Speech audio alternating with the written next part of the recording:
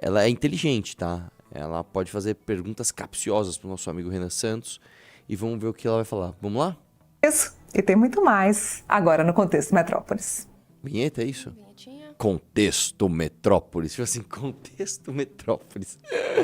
É tipo aquela rádio que é uma rádio musical, né? Começamos a sexta com Notícias. Força Total. Já abro aqui com a minha parceira Andresa Matais. Muito boa tarde. Andresa Matais, que Oi, é boa boa tarde, também. Neila. Boa tarde a todo mundo que está acompanhando a gente. Finalmente, a sexta-feira dessa semana que teve 4 meses dentro dela, né, Neila? A pessoa já começa reclamando, né? Não, gente, que ótimo. Hoje é sexta-feira. É uma bom. constatação. Exatamente. E vamos lá, Andresa Matais é começamos o excelente Contexto jornalista, em grande estilo hoje. Nossa entrevista é com Renan Santos, que é o líder do MBL. Renan, Líder do seja muito MBL. bem-vindo aqui ao Contexto Metrópolis. Boa tarde. Vê se ele tá amarelo ou não. Vamos ver, ó. Opa. Boa tarde, uma honra estar aqui com vocês. De fato, eu acompanho o Metrópolis e acompanho laranja. jornalisticamente, especialmente o trabalho da Andressa há bastante tempo. Parabenizo, inclusive, a cobertura jornalística dos últimos 2 governos.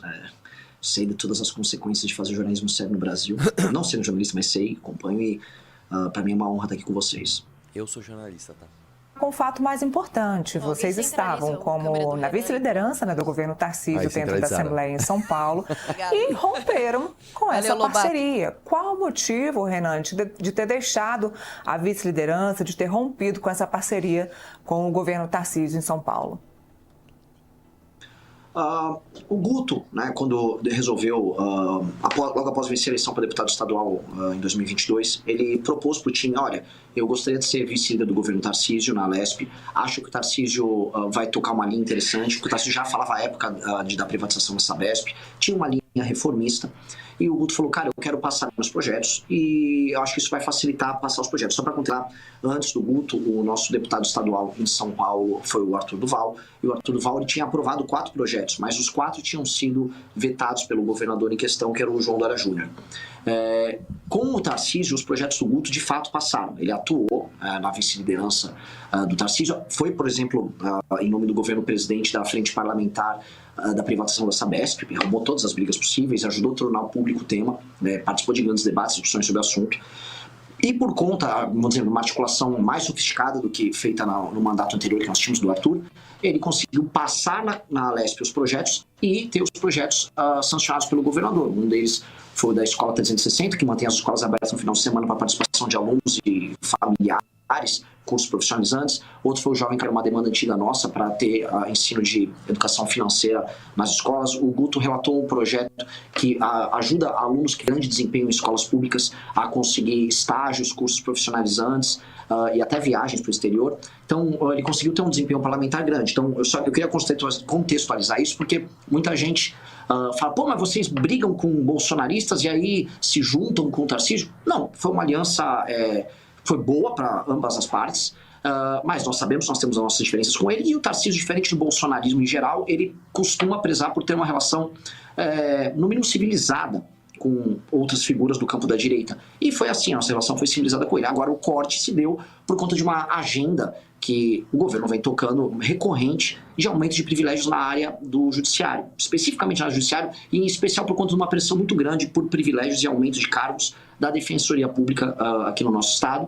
E o Guto sempre teve uma agenda fiscalista, a gente sempre combateu esse tipo de privilégio e naturalmente isso iria para uma rota de colisão e foi. E o Guto abandonou a vice-liderança. Renan, esse desembarque, né, do governo Tarcísio nesse momento, e ontem a gente conversou, você colocou que é um governo patrimonialista. Neste momento que a gente está caminhando aí para definições eleitorais, não é um pouco oportunista? Não, nem um pouco oportunista. Seria mais fácil do ponto de vista eleitoral para o Guto permanecer com o Tarcísio. Tarcísio, como vocês mesmos vão demonstrar hoje com a pesquisa Quest, ele lidera em São Paulo a base eleitoral do Guto em São Paulo, e a coisa mais fácil era permanecer jogando esse jogo meio suave, como posso dizer, partido novo, que vai jogando o jogo na maciota. A posição do Guto é uma posição que gera dano político para ele, que a gente não se iluda, mas gera coerência e manutenção da base política histórica do Movimento Brasil Livre. Então, é o caminho natural do ponto de vista nosso. E aí, uma coisa que eu sempre coloco, todas as rupturas políticas que a gente faz, especialmente dentro do campo da direita, elas não ocorrem por conta de cálculo político. Se nós fosse fazer cálculo político, a gente jamais rompia com o Bolsonaro. A gente seria gigantesco se a gente fosse bolsonarista. O MBL seria 5, 6, 7 vezes maior.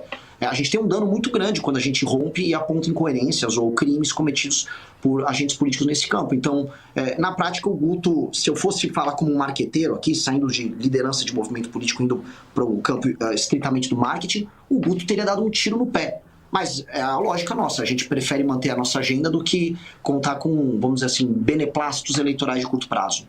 O Tarcísio é um nome hoje colocado para as eleições presidenciais. As pesquisas mostram uma viabilidade eleitoral dele, não só para o governo de São Paulo, mas também para a presidência da República. Como é que você pode retratar o governo Tarcísio? Você já colocou alguns pontos ali das características do Tarcísio, né, que é alguém de fácil trato, digamos assim, mas como é que ele está deixando o governo de São Paulo, para quem não é de São Paulo entender quem é esse personagem que certamente vai ser protagonista nas eleições do ano que vem? O Tarcísio, né, antes de tudo ele foi vendido pelo Bolsonaro como uma máquina de eficiência, um entregador de grandes obras, e a gente sempre foi muito crítico ao Tarcísio porque havia um aparato de marketing montado para vender o Tarcísio como essa figura. Aqui pro estado de São Paulo, por exemplo, essa questão das obras do Tarcísio sempre foram muito relativizadas porque ele não privilegiou São Paulo nisso. Ainda assim, o São Paulo deu um voto de confiança pro Tarcísio e elegeu ele pro governo estadual. O governo estadual dele tem alguns méritos, houve uma queda no número de homicídios, mas a parte de segurança pública está longe de estar brilhante. Números da parte de educação também estão longe de estar brilhantes. E na prática ele faz um governo ok. Ele teve o mérito, por exemplo, na privatização da Sabesp, e isso é inegável. É um projeto que leva aí nos próximos anos a universalização do saneamento básico em todo o estado de São Paulo. Mas, se a gente coloca ele numa perspectiva histórica, né, eu acho que nem os fãs mais empolgados do Tarcísio dirão que ele foi muito melhor do que um governo tucano anterior. Porque o estado de São Paulo tem essas características. Eu acho que faltou ousadia. Nessa questão, por exemplo, de reforma da máquina estadual para aumentar a capacidade de investimento no estado de São Paulo, por exemplo, o Tarcísio acaba cedendo e fazendo o jogo clássico que os tucanos também adotavam. Ele sofreu uma pressão da Defensoria Pública e teve que agora passar e exigir que a Alesp passasse um projeto que aumenta até 2027 gastos com a Defensoria Pública, que envolve privilégios, aumento de salário da Defensoria Pública, cargos, bonificações, prêmios para a Defensoria Pública, que já faz parte daquilo que a gente chama de elite funcionalismo público aqui em São Paulo, que dão uma monta de 300 milhões. Então, eu deixo a pergunta, né, já que Andressa, o Tarcísio será um protagonista para as eleições de 2026 e um dos favoritos para uma eleição presidencial, a gente sabe que o Brasil vai numa rota de colisão que ele pode quebrar em 2027 e 2028, por conta muito dos aumentos dos gastos, puxado pelos gastos do alto funcionalismo. O Tarcísio, no caso, teria coragem de enfrentar a elite do funcionalismo e a elite do judiciário no governo federal, com esse núcleo de alianças que ele criou, que envolve Ciro Nogueira e Kassab? Na verdade, ele é muito mais um candidato do Ciro Nogueira e do Kassab do que ele próprio um arquiteto de alguma coisa muito nova. Então, ele vai fazer esse enfrentamento. Em São Paulo, ele poderia, dado a relação de forças aqui, ele poderia não ceder para a Defensoria Pública ou para a pressão do Tribunal de Contas do Estado ou para a pressão dos tribunais, mas ele cede todas as vezes.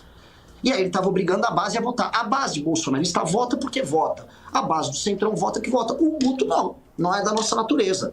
E aí eu deixo esse questionamento porque o Tarcísio ele tem um apoio muito forte dentro do mercado financeiro. O André Esteves é um dos grandes articuladores da campanha do Tarcísio. Todo mundo sabe disso. Foi para Brasília agora, acho que vocês trabalham aí em Brasília. Foi para Brasília uma semana e meia atrás, 15 dias atrás, 2 vezes na mesma semana, para ter reuniões e articular também a continuidade da candidatura do Tarcísio. E aí, né, eu quero entender qual o projeto que o mercado financeiro tem com um cara que arrega para qualquer pressão que vem da Defensoria Pública ou do Tribunal de Contas. Você colocou que o Tarcísio, então, ele é uma personagem, assim, com ares de tucano, mas um pouco moldado para conseguir conquistar esse espaço aí no mercado financeiro. Quando você fala do Ciro Nogueira, o que vocês estavam colocando ontem é que o Ciro Nogueira poderia ser o vice do Tarcísio de Freitas. Isso é mais uma impressão ou é uma informação de que tem uma articulação nesse sentido? Vamos lembrar que o Ciro Nogueira é o presidente nacional do PP, que é o Partido Progressista, que fez essa semana, né, formalizou o casamento ali, uma federação com a União Brasil, e assim eles se tornam a maior força de direita hoje no país e olham muito aí para o Tarcísio como um nome, né? O Ciro Nogueira já falou aqui no programa que o Tarcísio é um candidato imbatível para as eleições presidenciais, dado a baixa rejeição dele comparada à rejeição do Lula. Mas queria voltar nesse ponto da pergunta do Ciro Nogueira. Vocês têm informação de alguma articulação ou é mais uma impressão porque os dois andam aí agora abraçados para baixo e para cima? Trabalha com política, sabe que o Ciro Nogueira está, desde 2023, trabalhando na articulação do Tarcísio como presidente da República. Ele trabalha para ser o vice. A própria federação PP e União Brasil, que a galera dos bastidores chama de PEPUNI, eu acho um nome horroroso como eles chamam, mas cada um tem suas predileções estranhas, né? E essa federação, a ideia é montar o vice, né, da Cacif para montar o vice, e aí eles já estão negociando, e todo mundo também sabe disso, como seriam as chapas nos estados, fazendo horas sessões para o PSD, horas cedendo para Republicanos, horas cedendo para União, horas cedendo para o PP. Aqui em São Paulo há um desenho para, por exemplo, soltar o Derrite pelo PP, né, dado que o Tarcísio ele não seria candidato nem pelo PP, nem pela União Brasil e talvez nem pelo Republicanos, né? E aí fica essa briga, quem é Senado? É como se esses partidos do Centrão começassem a fazer um desenho, eles pegaram o mapa do Brasil e eles vão desenhando quem eles colocam. Eu acho isso, e por que eu falo muito do patrimonialismo e eu falo muito do Ciro Nogueira? O Ciro Nogueira, o Rueda do União Brasil, a turma do Republicano, eles são o maior câncer do Brasil. O Brasil não anda por causa desses caras. A política no Brasil é corrupta por causa desses caras. O modelo de emendas que a gente vê rodando no Brasil acontece por conta desses caras. O serviço público é ruim nas cidades por causa desses caras. A gente não enfrenta privilégio por causa desses caras. Não se vota leis penais que bota bandido na cadeia por causa desses caras. Aí esses caras vão pegar o Tarcísio, vão colocar ele, ele é um super gestor de direita, com aprovação do Bolsonaro. Bolsonaro praticamente com uma arma na cabeça, apoia o Tarcísio, você tá ferrado. E, né, ou fica preso pra sempre. E aí esses caras vão pra uma eleição vendendo isso para pegar o eleitorado de centro-direita, especialmente do sul do Brasil, né, do centro-oeste, sudeste e sul. Esse eleitorado vai votar e o que vai acontecer? É verba sendo mandada para coronel, lá no Piauí, como é o caso do Ciro Nogueira, e para o tipo de política mais podre e torpe do Brasil de compra de voto que acontece com esses partidos do Centrão, perpetuando a porcaria que a gente está. Inclusive, o Brasil indo em rota de colisão com o orçamento público provavelmente estourando entre 27 e 28. Então, o Tarcísio, a gente precisa entender só quem é o Tarcísio. Ele é uma figura, ele é um sujeito inteligentíssimo, é um cara que estudou no IME, ele dava aulas em curso preparatório para o ITA. Ele é provavelmente o sujeito com QI mais alto aí desses caras que estão atuando, um sujeito muito inteligente.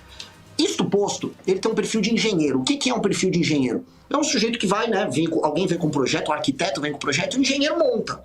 Agora, ele não está arquitetando um projeto no Brasil novo. Ele não faz isso no governo do Estado de São Paulo. Ele foi um engenheiro do Bolsonaro, ele já foi um engenheiro da Dilma, ele já foi um engenheiro do Moreira Franco no governo Temer, e agora ele é um engenheiro do Ciro Nogueira. Qual é o projeto? Qual é a arquitetura do projeto Ciro Nogueira? É o Brasil cleptocrático quebrado que a gente tem hoje. Então, assim, a gente não pode submeter a um projeto de Ciro Nogueira. Depois de tudo que aconteceu no Brasil, a gente cair no colo do Ciro Nogueira na boa. Traz o Sarney de volta logo. Bota o Sarney de volta lá com 95 anos. Você acha que ele tá velho demais, o Sarney, para poder disputar uma eleição? Eu acho que ele já era velho quando ele tinha 15 anos, o Sarney. Ele tem a mentalidade do Brasil colonial. Renan, num cenário entre Tarcísio de um lado e Lula do outro, essas críticas do MBL ao Tarcísio podem ser relevadas dentro desse contexto?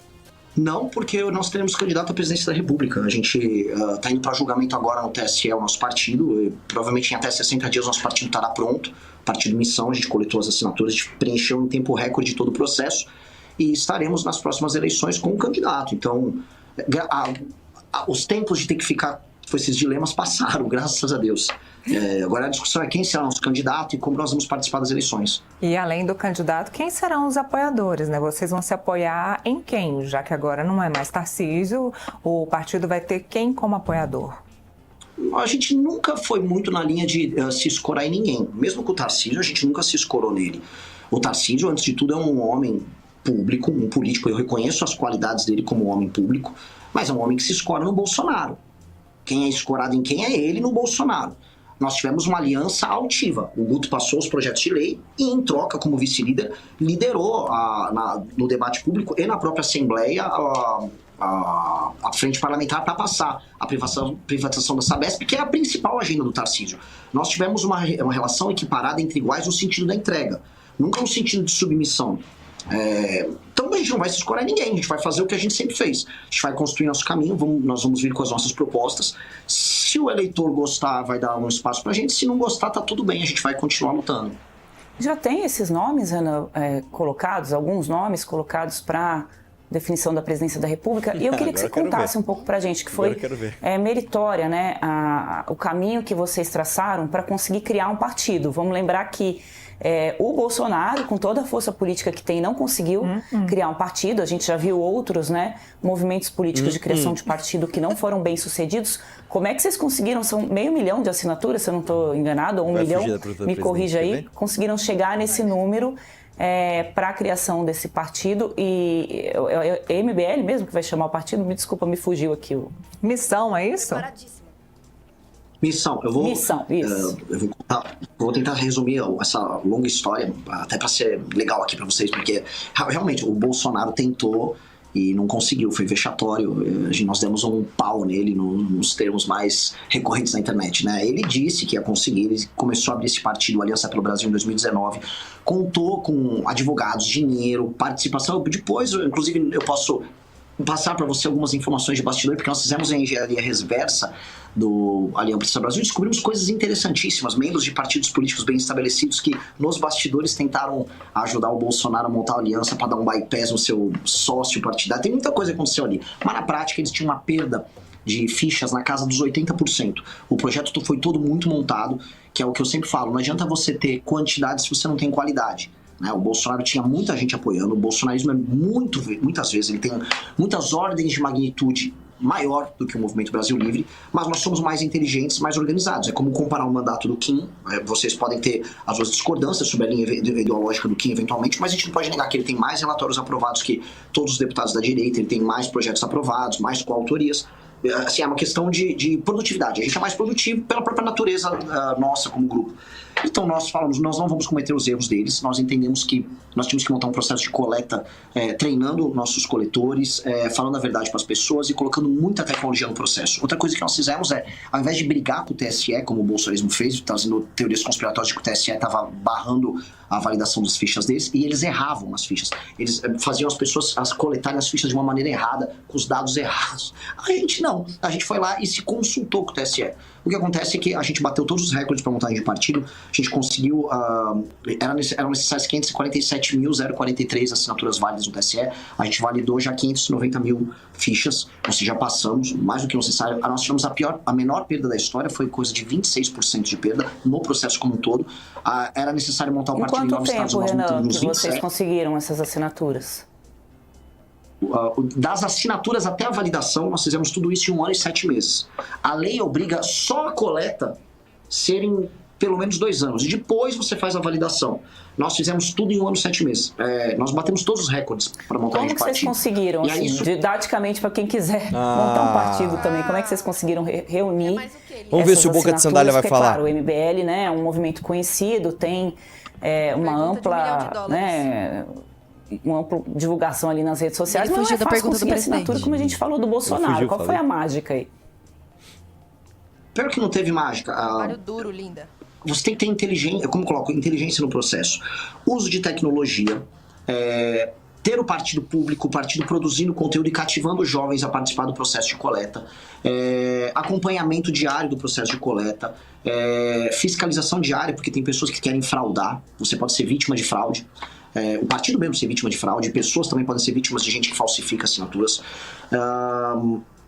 Relação boa com o TSE, não relação boa no sentido patrimonialista da relação boa, né? A relação formal, correta, é entender o regramento e o funcionamento do TSE e dos cartórios, instruir os cartórios a como proceder com a validação das fichas, porque são milhares de cartórios eleitorais no Brasil, muitos não sabem como fazer isso, muitos não entendem como é que é o processo. Uma equipe jurídica sensacional, que nós tivemos que cuidar de mais de 11 mil processos, porque toda validação de ficha se torna um processo, um PJE dentro dos cartórios, isso vai para o TSE. É um processo muito grande, uma equipe logística sensacional. Então, todo mundo fala, montar um partido é um processo de dezenas de milhões de reais.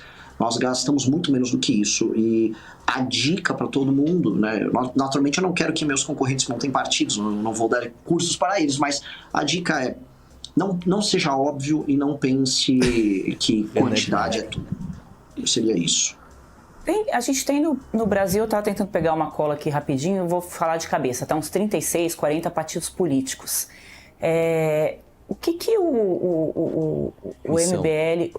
Movimento, como é que chama mesmo? Desculpa. Brasil Livre. Não, Brasil o Livre. nome do partido. Missão. Eu vou decorar, eu prometo, até o fim do programa. O que o Missão vai fazer de diferente, Renan, dos outros partidos que deveriam funcionar como um filtro, né, para lançar os candidatos?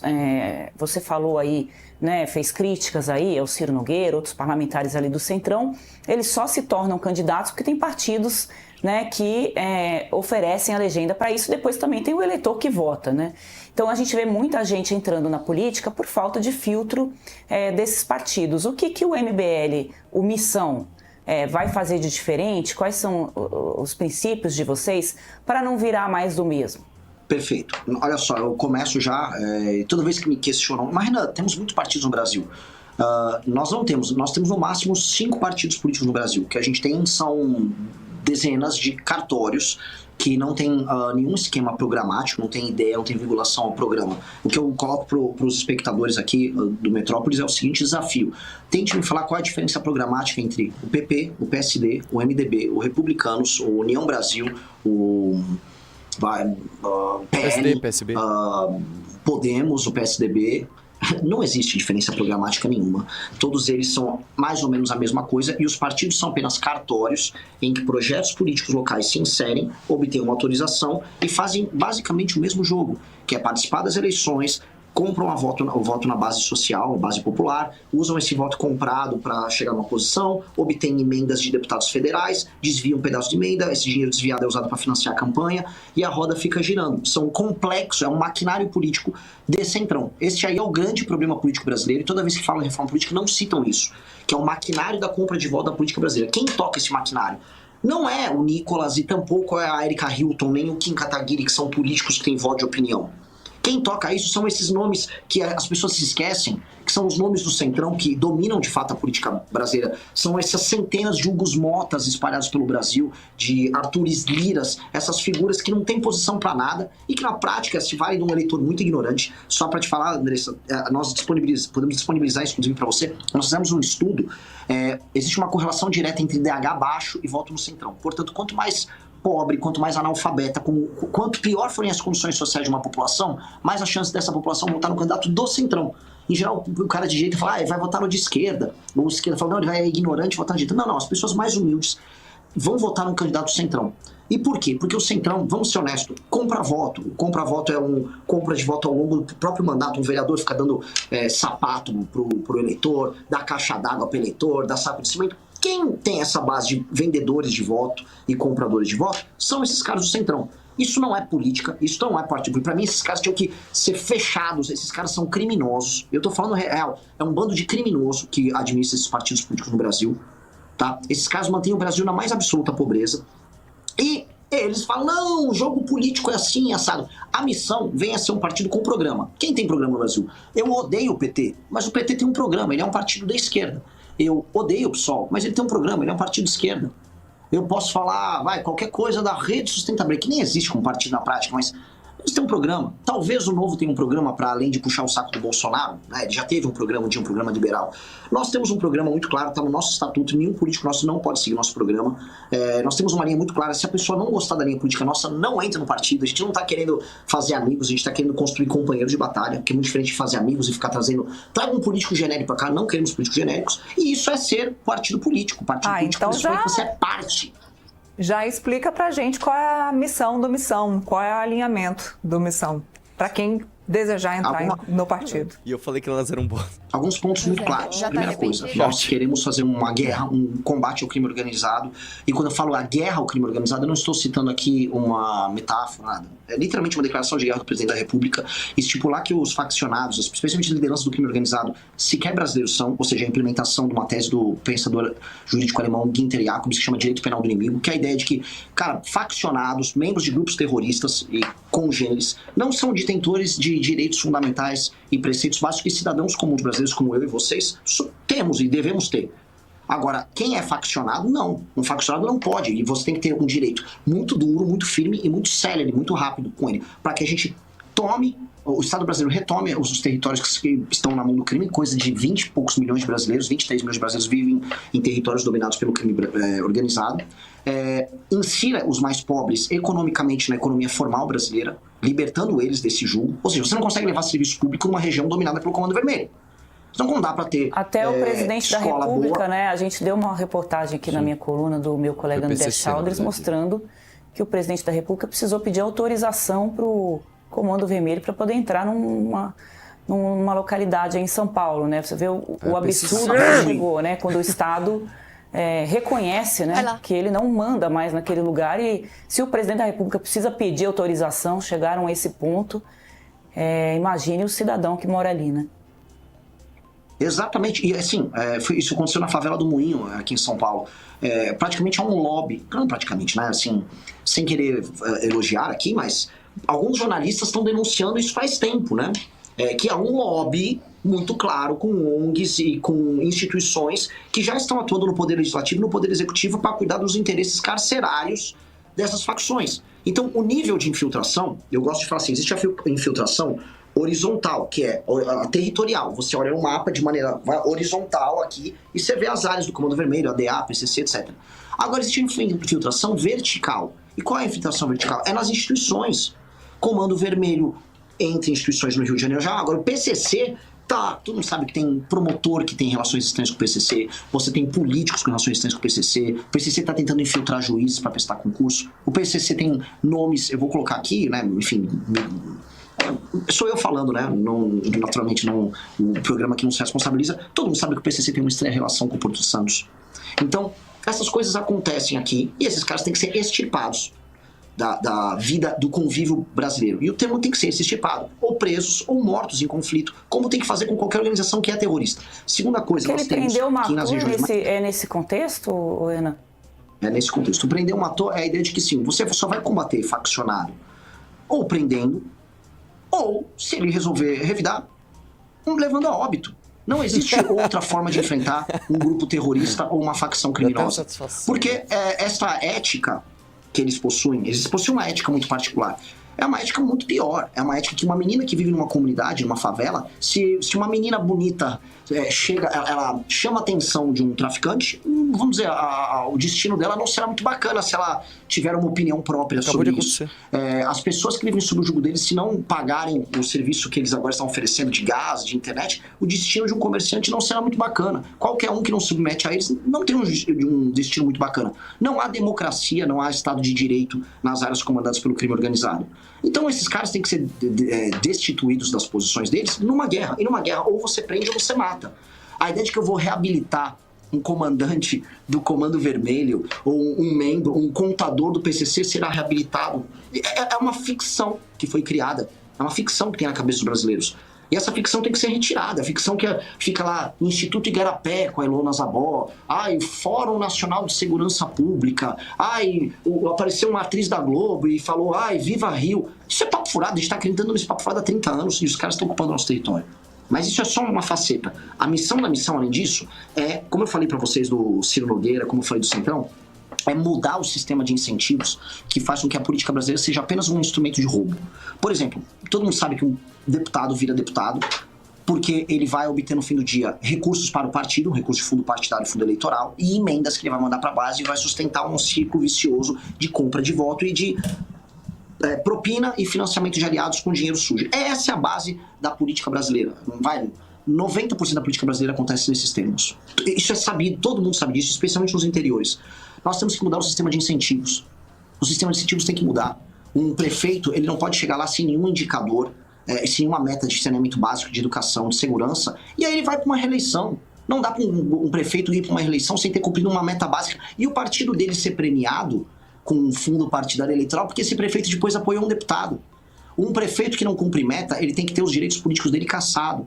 E na forma de incentivo, nós temos que fazer com que os melhores prefeitos do Brasil... Aí sim, um prefeito que trouxe indicadores objetivos de resultado para o município, ele gera recursos para o fundo partidário do partido, ou ele está, vamos dizer, autorizado a receber emendas, ou seja, temos que alterar o sistema de incentivo da política brasileira, senão a gente vai ter uma desigualdade regional bizarra. Os piores gestores públicos estão nos lugares com os piores DHs, mantendo as pessoas mais pobres, e a gente não altera isso. E aí, paralelamente, esses estados mais pobres elegem senadores, que é desproporcional pela lógica federativa do Senado, deputados que também são desproporcionais porque a divisão é errada, E aí o Brasil produtivo fica na mão de um Brasil improdutivo e corrupto, que é o Brasil do Ciro Nogueira. E ainda querem falar pra gente que a gente tem que apoiar o projeto do Tarcísio, tem o Ciro Nogueira, porque o Ciro Nogueira vai mudar o Brasil com alguma coisa. Ele vai mudar o bolso dele. Desculpa, entre o Tarcísio, imagina, entre o Tarcísio e o Lula, qual é a melhor opção? Digamos que só tenham os dois.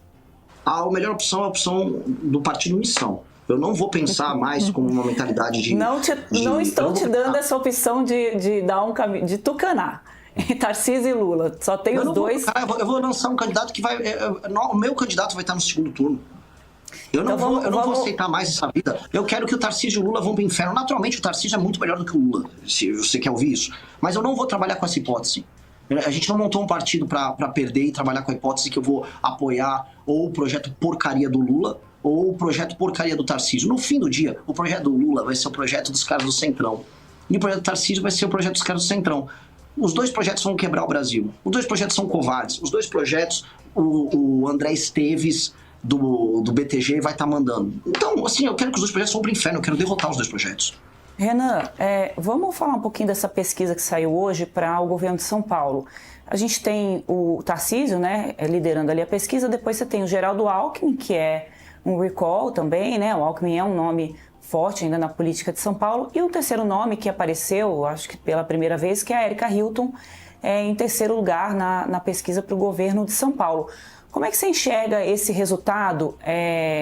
O Tarcísio a gente já falou com relação ao Alckmin e principalmente a novidade aí que é a Erika Hilton, né? Eu acho que os dois que lideram, eles estão basicamente pegando o recall do eleitorado antipetista, o Alckmin com uma memória desse período dele e com um pouquinho de inflexão no eleitorado de esquerda. Você pode perceber que ele começa a ter, vamos dizer, uma certa licença e autorização para entrar num público que ele nunca entrou em São Paulo anteriormente, mas naturalmente o candidato dominante no campo da esquerda, ou a candidata para tomar, seria a Erika Hilton, porque na própria lógica da dominância do campo político, a Erika Hilton dispõe de muito mais energia nesse campo do que o Geraldo. Naturalmente também isso acontece do outro lado, né? O candidato um pouco mais radical à direita, ele vai ter mais energia do que um cara mais centro-direita. A gente viu isso na eleição municipal em São Paulo, em que o Boulos, por exemplo, foi um candidato com mais energia do que a Tabata Amaral, que ela vinha por uma centro-esquerda. Então, a gente pode se surpreender ali com uma candidatura da Erika Hilton. Eu não jogaria abaixo essa candidatura. Hoje ela é o nome mais midiático da esquerda em redes sociais no Brasil. Naturalmente ela vem com uma rejeição muito grande por conta, vamos dizer, de todo o histórico de posicionamento dela e das posições que ela adota, mas ela pode estabelecer dominância a ponto de gerar uma confluência de forças à esquerda para ir para o segundo turno. Não duvido disso. Isto posto, o Geraldo ele vem sendo alvo de muito investimento recente por parte do governo. Colocaram ele para falar com o Lutnick, né, secretário de Comércio dos Estados Unidos. Deram uma espécie de um pouquinho mais de protagonismo por ter visto que ele não estava tendo, né? Só colocavam aquele papo de industrialização que não vai rolar nada, mas era mais para inglês ver. E agora estão testando ele. Eu já ouvi falar, inclusive, de testes do Alckmin para presidência da República, num cenário em que o PT não soltaria um candidato. Eu acho muito improvável conhecer a natureza do PT, natureza hegemônica. Mas, né, num cenário que, vamos dizer, venha uma crise aí e o PT não possa lançar um candidato competitivo, né, eu duvido, mas tem muita gente falando. Qual que é a sua posição com relação à anistia ao ex-presidente Jair Bolsonaro e o teu entendimento sobre os áudios que saíram essa semana, sobre a forma como eles têm conduzido essa pressão dos Estados Unidos sobre o Brasil para conseguir libertar, digamos assim, o Bolsonaro, livrar o Bolsonaro da prisão, e se o Bolsonaro está morto politicamente? Fiz um combo aqui. E se a gente fala para todo mundo? A gente está com 7 mil. Ótimo combo, então, se a gente for falar para todo mundo. Minha visão sobre a anistia. Primeira coisa, eu considero aquelas pessoas que participaram dos atos do dia 8 de janeiro como pessoas que cometeram crimes, são criminosas. Em nenhum lugar civilizado você invade palácio de governo, tribunal e a Câmara, né, Congresso, e acha que não, isso aqui foi apenas um protesto. Pessoal, faz o foi uma seguinte, pequena depredação. Acho eu vou jogar o link da live aqui no chat, vocês que entram a lá, esquerda fez, dá like na live e aí vocês voltam pra cá, falar tá que bom? não, isso aqui é um Muito político. boa, vamos lá. Ou vou querer- Todo mundo indo lá dar like, tá? E dá uma comentadinha, as pessoas estavam participando beleza? do ato, Vamos lá. elas estavam Vou jogar pedindo, aqui, vai né, todo mundo pra através do ato de vandalismo e da invasão dos prédios públicos, Entra, dá lembrando que a like invasão não é depredação, e volta. é uma invasão de uma sede de poder. Vamos Isso ver a tem um audiência aspecto, subindo deles. né, Olha lá, já começou. Deixar aqui pro muito pessoal. importante, muito regimentalmente tem que ser punido. Se fosse a pergunta que eu jogo para os Olha lá, direitistas, se fosse o já MST subiu organizando uma 200 manifestação, pessoas. pedindo um golpe de Estado, invadisse a presidência da República, o Congresso Não e o consigo STF, comentar, mano. o que os direitistas falariam? Vai todo mundo pra lá, vai, Não, gente. eles só estavam ali se manifestando. Óbvio, virou um casuísmo ridículo. Então acho que tem que ter punição. Naturalmente, num país em que bandido de toda a natureza, Opa, criminosos, deu uma pessoas leve que cometem queda na crimes live, violentos, mas já voltamos. essas figuras ficam horas soltas, horas Tá, ficam o link muito tá pouco na fixado cadeia. aí, Você teve lindos. um caso de um cara que tá com 87 passagens para a polícia e o marido da Márcia Tiburi, que é juiz, ele Vai. soltou o cara e falou: não, nada nos diz que ele vai voltar a cometer crimes e cometer logo em seguida. Num país que Esse acontece é isso, as brabo. pessoas acham que Subiu isso aqui é muito 600 injusto. pessoas, tá? Vocês O são Alexandre de demais. Moraes tá sendo draconiano com essas Vai lá, pessoas. vai lá, vai lá. E ele está sendo draconiano, Eu tô lá, eu tô aqui, e, ó, na naturalmente, live, o eu tô processo dele, também, ó. o inquérito dele é uma ficção jurídica, uma invenção que Tá ele comentando que- 2.000 criou, pessoas que já. lhe dá superpoderes para enfrentar os inimigos da são democracia. demais. Eu citei direito penal do inimigo. No fundo, ele aplica o direito penal do inimigo, tratando bolsonaristas como inimigo. Tá? Então ele faz isso. Sim, acho que tem que. Assim, o ideal seria ter um processo justo com garantia de ampla defesa para todas essas pessoas. Não foi o que aconteceu no inquérito do Alexandre de Moraes. Houve muitas violações no direito de defesa por parte do inquérito dele, e isso é concreto. Também houve violações no direito de defesa da própria turma do isso, Bolsonaro, ó, o Grok etc. Então, Treteiro falou, deixa há um aberto questionamento sério no que mudo deve em ser outra feito aba, galera. a Isso aí. forma do inquérito e a forma do processo. Sobre se o Bolsonaro tentou, não estou falando do 8 de janeiro, mas antes, construir um golpe de Estado. Se essas pessoas queriam dar um golpe de Estado, é óbvio que queriam. Do ponto de vista do mérito, todo mundo sabe que essas pessoas queriam, e é só alguém preso numa ficção vai achar que não queriam. Agora, do ponto de vista formal, o que vem acontecendo é um absurdo. Mesmo esses vazamentos de mensagem, né, eu fico olhando, enfim, eu não consigo gostar disso. Mas aí, entrando já nos vazamentos, elas mostram um racha na turma da família, mostram que o plano deles, naturalmente, sempre foi salvar o Bolsonaro. Os Bolsonaro nunca se importaram com a própria militância. Os Bolsonaro sempre usaram a militância como bucha de canhão. E os Bolsonaro nem se preocupavam. Usaram essa militância como sempre usaram, por exemplo, seus aliados mais próximos. Fizeram isso com o Santos Cruz, fizeram isso com o Bebiano, fizeram isso com o Daniel 2.300 Silveira, fizeram isso com a pessoas ao Sara vivo lá. Winter. Assim, tudo que um bom Bolsonaro faz é pegar um aliado e jogar na fogueira para se salvar. Enquanto ele próprio pega pix de 30 milhões. Né, como ficou demonstrado em matéria ontem. Aí ele é o gostosão. Então, ele está usando, e os próprios deputados bolsonaristas usaram essas pessoas como bucha de canhão, pura e simples. Bucha de canhão como argumento retórico para obter uma salvação para ele, e a fala do Eduardo vai nessa linha. A fala do Eduardo não nos deixa mentir. Só que essas pessoas, isso eu posso falar para vocês, nunca vão despertar. Nem os presos, nem os familiares dele. Um bom bolsonarista fanático, ele vai continuar lutando, achando que o capitão está lutando pelo Brasil, quando ele está lutando só por ele. E se o Bolsonaro puder, e essa é a real, fazer um acordo com o Alexandre de Moraes, que mantém os superpoderes do Alexandre de Moraes, mas que nunca ouvi alguém falar de forma salva tão esses superpoderes, inteligente isso. ele vai achar tudo bem. Ele falou, Se o nossa, Alexandre que de Moraes espécie de Guga regular as redes Chakra é sociais, esse? mas salvar o Bolsonaro dessa situação, para ele tá tudo bem. O papo deles é só o que interessa para eles. Não acredito em nada do que vem dali. Ele está morto politicamente, Renan? Não está. Ele é uma força, assim, todas essas pesquisas recentes para governador, inclusive essas Quest que saíram, elas mostram que aquela faixa do sou de direita, mas não sou o Bolsonaro, ela tá mais presente, mais forte do que nunca. O Bolsonaro, ele é um elemento muito importante na direita, mas ele tá se isolando dentro de um público, e a gente pode fazer esse recorte, mais velho, bem mais velho, um público, vamos dizer, 50 a mais, com um recorte também de, vamos dizer, acompanhar a política basicamente com redes sociais. Então eles estão, não dá para eu chamar de bolha, porque eu tô falando assim de dezena de milhão, né? Tô falando de muita gente, mas essas pessoas, elas acabam criando, elas estão presas numa bolha cognitiva que elas acreditam apenas no que vem, vamos dizer, das fontes confiáveis delas, e elas estão se isolando do restante do Brasil. Um bolsonarista tem uma capacidade cada vez menor de influenciar uma pessoa que não é bolsonarista, mesmo essa pessoa sendo antipetista. Que essa, inclusive, é a aposta política nossa há muito tempo. Os mais jovens, geração Z, geração millennial, já não querem mais ouvir o que o pai tem a dizer sobre política, porque o pai está parecendo um alucinado. que é o que o bolsonarismo fez com as pessoas mais velhas.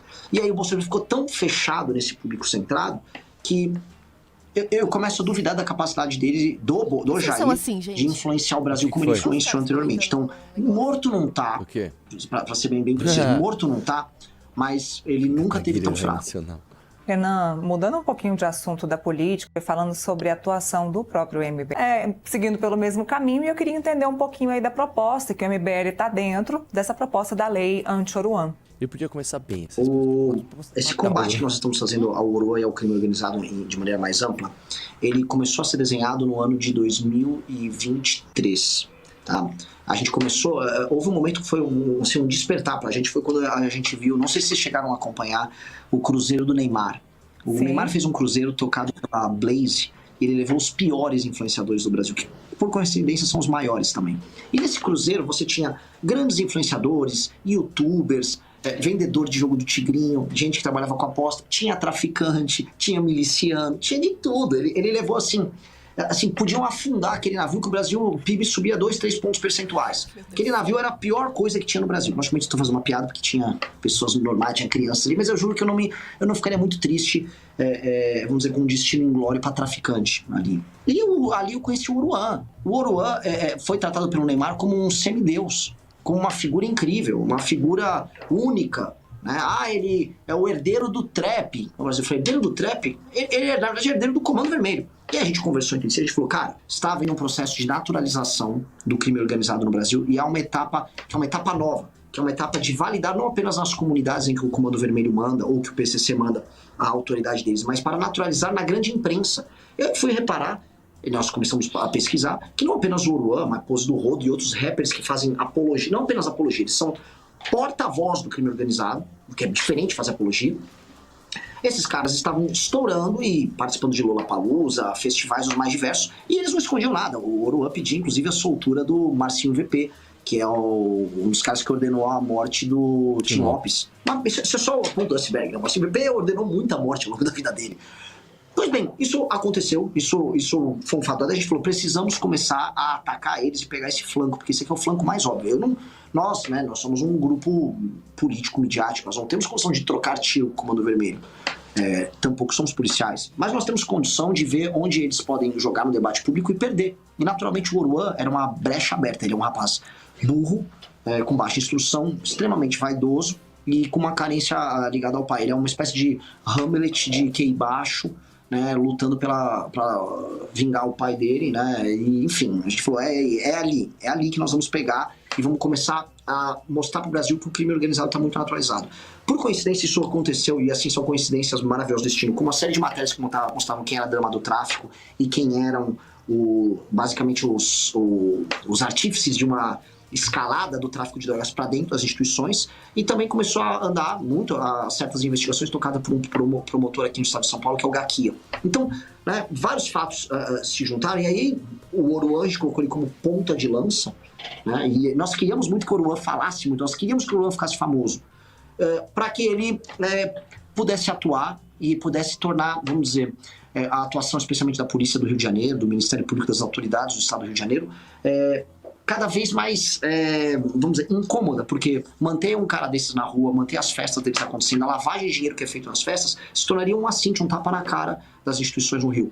E meio que isso aconteceu. Eu não consigo não relacionar a lei anti-Oruan, que versa sobre dinheiro público para artistas que fazem apologia ao crime, com a prisão do Oruan. Ele não foi preso por causa dessa lei, mas todo o buzz que gerou ao redor disso e toda uma espécie de provocação institucional que ficou sobre as autoridades do Rio de Janeiro obrigaram a darem um jeito no Oruan. E o Oruan foi preso por uma coisa bem pior do que apologia. O Oruan, ele obstruía o trabalho da justiça, escondia traficante em casa, andava com ladrão de carro, andava com assassino, era porta-voz do Comando Vermelho e agora está em cana. Então, foi uma das melhores coisas que a gente fez nos nossos 11 anos de existência.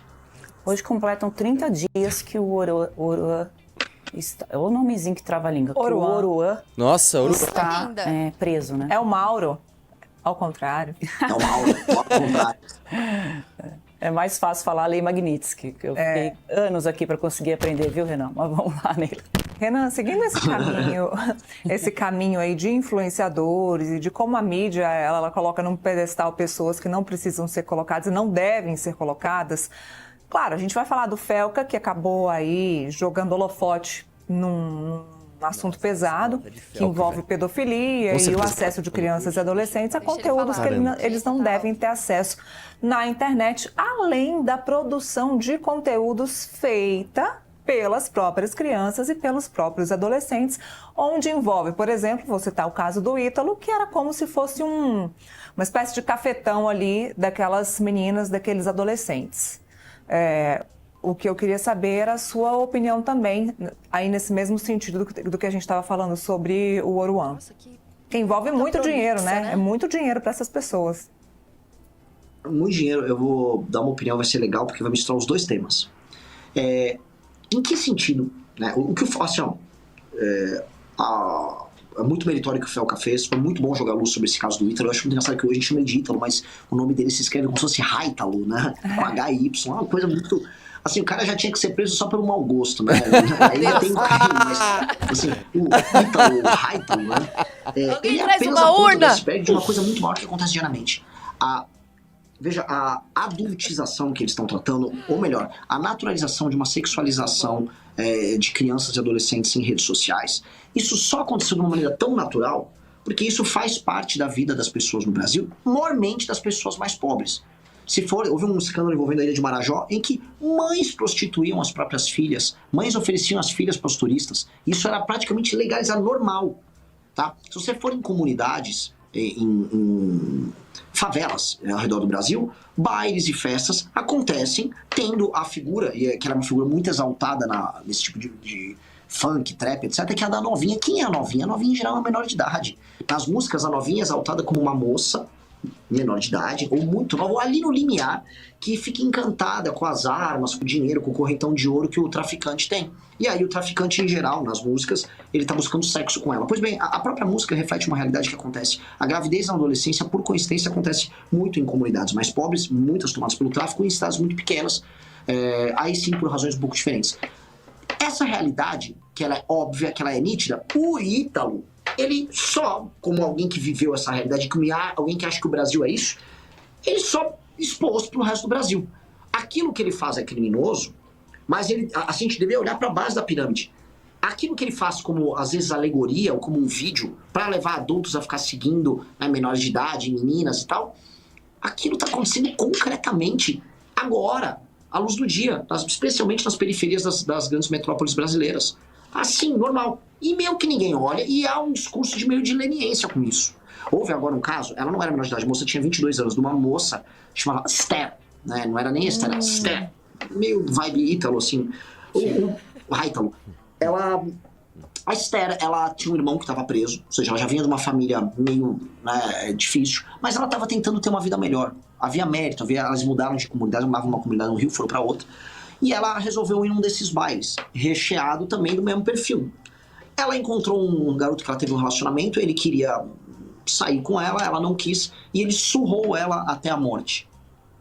A surra que ela tomou até a morte é basicamente o destino que uma menina nova que chama atenção numa comunidade mais pobre tem, caso ela se negue, por exemplo, a sair com um cara bem ranqueado dentro do crime organizado. Todo mundo sabe que o jogo é assim. Inclusive, só pra gente lembrar e voltar no tempo, a matéria do Tim Lopes que levou ao assassinato dele era sobre uma espécie de aliciamento de menores e jovens, menores de idade, por parte do tráfico de drogas no Rio de Janeiro, ali nos anos 90. Descobriram e mataram ele. Então, esse tipo de coisa é recorrente do ponto de vista cultural, imagético e concreto. E como o Estado não tá lá, isso aí tá rolando e a gente tá achando, ok, faz parte da nossa cultura. E onde entram as Big Techs nisso aí, Renan? Porque o STF e os projetos do governo Lula querem que as Big Techs sejam as responsáveis por tirar o conteúdo do ar. Veja, se a gente fizer Dizem que já alterou uma parte disso aí, tá? Eles alteraram por causa do governo Trump. Mas se eu fizesse um vídeo usando as palavras erradas sobre termos politicamente corretos, meu vídeo era desqualificado ou saía do ar. Né? Isso acontece direto. Diminuiu um pouco. Agora, o Ítalo, ele ficava botando menores de idade dançando e ninguém ligava. Pelo contrário, esses vídeos rodavam super bem.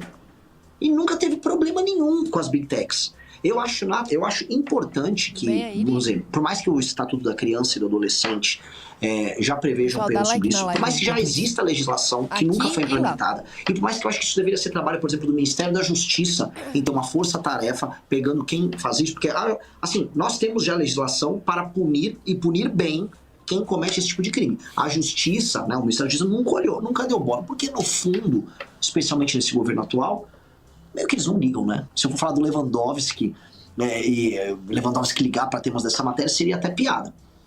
Agora, beleza, as redes sociais fazerem um controle prévio, se isso não for transformado numa estratégia, como sempre tentam fazer no Congresso, de regulamentação mais profunda das redes sociais, pode ser bem-vindo. Se o algoritmo já pega ali, nem sei como pegar, mas o inteligência artificial, o algoritmo pega qualquer coisa.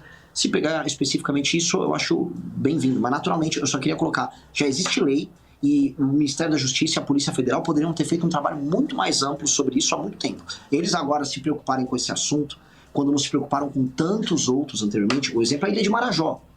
A gente foi, inclusive, para a Ilha de Marajó, o Faustino e o Arthur foram, mostraram o que acontecia lá, dessa questão da prostituição infantil, e o que o Arthur tomou foi um processo que a Janja anunciou na TV. A gente foi processado por falar desse tipo de tema. Aí agora, supostamente, eles se preocupam.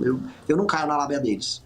Renan, a gente tem até um calendário aqui que estamos há 2 anos e meio sem saber o que o Ministério da Justiça do governo Lula está fazendo. A gente está tentando descobrir, mas está difícil aqui a resposta. Queria voltar um pouquinho para a política e te ouvir sobre algumas lideranças jovens aí, né, que estão despontando aí na política, né, Traz mais assunto. nesse grupo da geração aí que você faz parte. Então, eu queria que você falasse um pouquinho pra gente sobre o Nicolas Ferreira.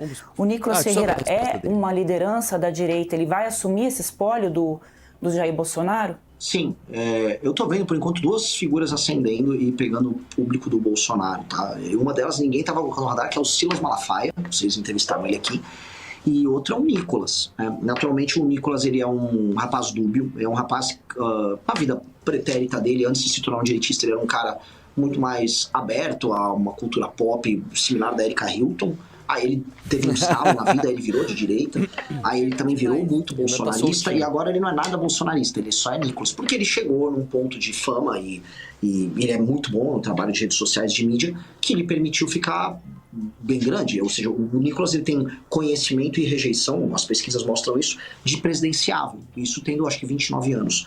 É um rapaz que tem um raciocínio rápido, mas não é muito rápido na hora de trabalhar. Se for ver o número de relatórios aprovados, projetos aprovados com autorias, o Nicolas é muito pouco produtivo. Porque o Nicolas é mais um dessa geração de internet, político de internet, que não vê o mandato como um meio de alterar a realidade, mas ele vê o mandato como um meio de alterar os números dele em redes sociais.